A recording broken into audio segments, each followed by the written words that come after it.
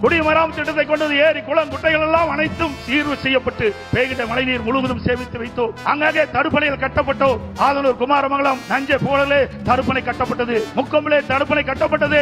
அதே போல காவிரி குண்டாறு அற்புதமான திட்டம். வறண்ட பகுதியில் இருக்கின்ற நிலங்கள் எல்லாம் செழிப்பாக வளமாக இருக்க வேண்டும் என்பதற்காக அந்த பகுதியில் நிலத்தடி நீர் உயர வேண்டும் என்பதற்காக காவிரி குண்டாறு திட்டத்தை கொண்டு வந்தோம். அந்த திட்டத்தையும் முடக்கிய அரசாங்கம் தான் விடியா திமுக அரசு.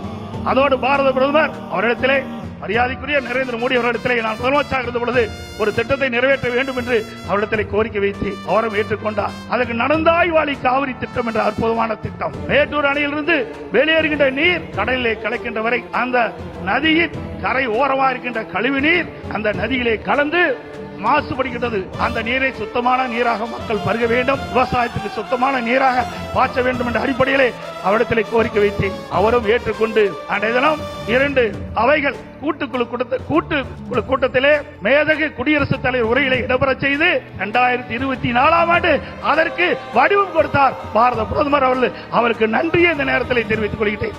சுமார் 11,250 கோடி நடந்தாய்வாளி காவிரி திட்டத்திற்கு மத்திய அரசு அனுமதி கொடுத்தது 2024ஆம் ஆண்டு கொள்கை விளக்க குறிப்பிலே இடம்பெற்றிருக்கிறது தமிழ்நாடு அரசிலே.